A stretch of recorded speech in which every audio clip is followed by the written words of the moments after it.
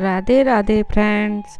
ओम गम गणपते नमः। ओम नमो भगवते वासुदेवा।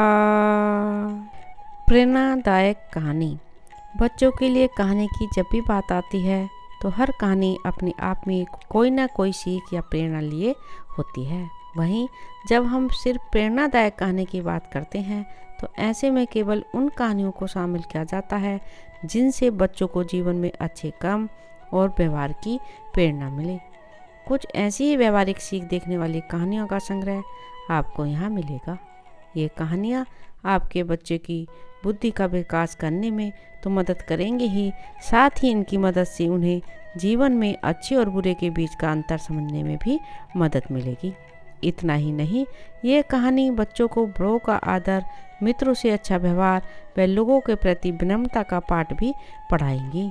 यह पाठ न सिर्फ बचपन में बल्कि युवावस्था में भी उनका मार्गदर्शन करेगी। अगर आप भी चाहते हैं कि आपका बच्चा भविष्य में बुद्धि और विकास की कसौटी पर खरा उतरे तो इस अंश में शामिल होने का संग्रह आपके काम आने वाला है।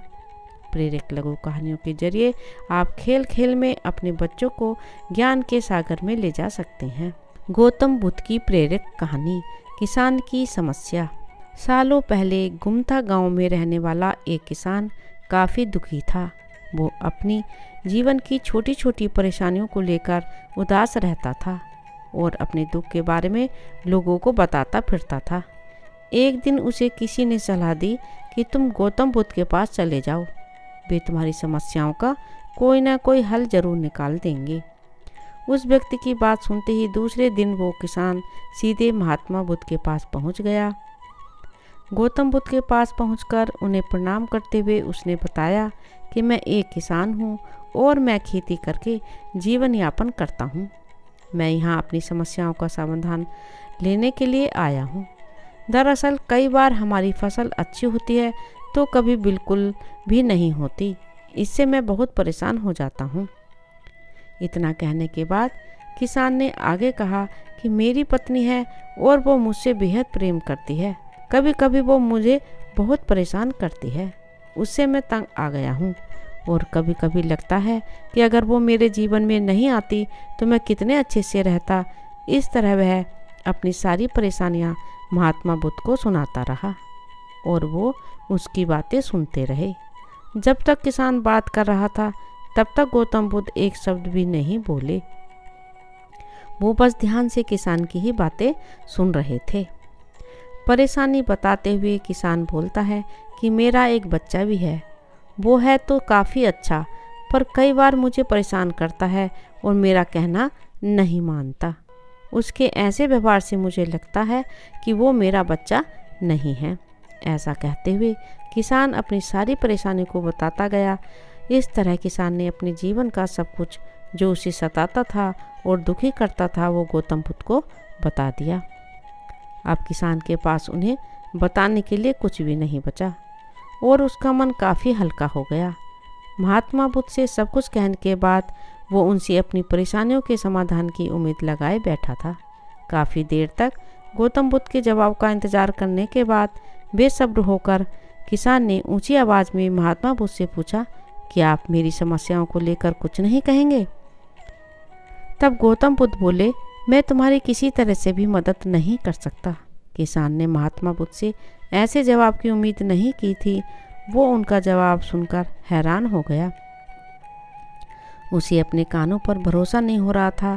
उसने भगवान बुद्ध से पूछा, ये आप क्या बोल रहे हैं? क्या आप मेरी समस्याओं का समाधान नहीं कर सकते? मैंने सुना है कि आप सभी की समस्याओं का समाधान करते हैं, तो मेरी समस्याओं का क्यों नहीं करेंगे? महात्मा बुद्ध इस बात पर किसान से कहते हैं कि आपके जीवन में जितनी कठिनाइयां हैं उतनी हर किसी के जीवन में होती हैं और सबको अपनी छोटी समस्याएं भी बड़ी लगती हैं। आपके जीवन में कोई ऐसी समस्या नहीं है जो दूसरों को न हो।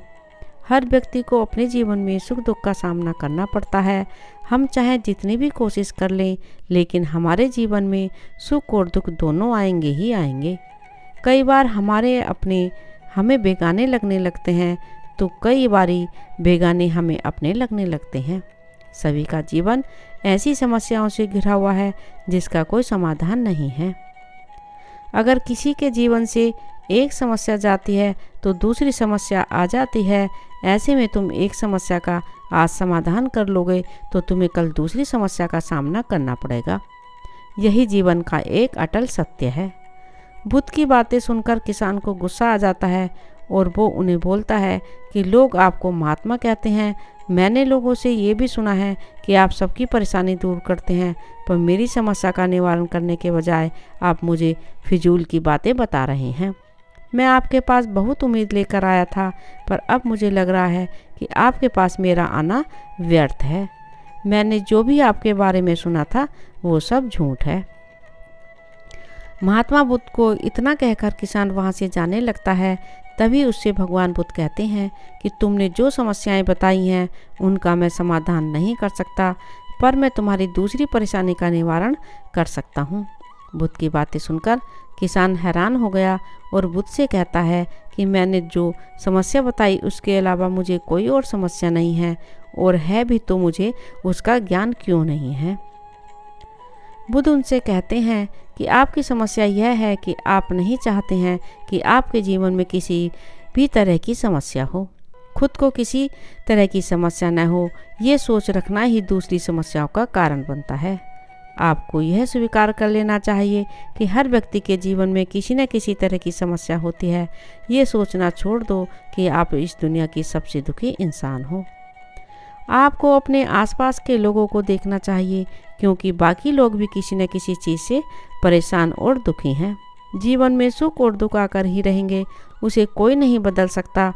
बस तुम्हें दोनों ही स्थिति में खुद को काबू में रखना होगा। इससे दुख का असर तुम पर ज़्यादा नहीं होगा। ऐसे में तुम्हें यह सोचना छोड़ना होगा कि तुम्हारे जीवन में समस्या न हो, तभी तुम हर समस्या का आसानी से सामना कर पाओगे। बुद्ध की बातें सुनकर किसान उनके पैरों पर गिर गया और उनसे माफ़ी मांगने लगा। वो समझ चुका था कि महात्मा बुद्ध उसे क्या कहना चाह रहे हैं। इस कहानी से हमें यह सीख मिलती है कि हमें अपनी छोटी छोटी परेशानियों के लिए किसी से शिकायत नहीं करनी चाहिए, बल्कि उन परेशानियों का खुद से ही सामना करना चाहिए। राधे राधे। ओम नमो भगवते वासुदेवाय।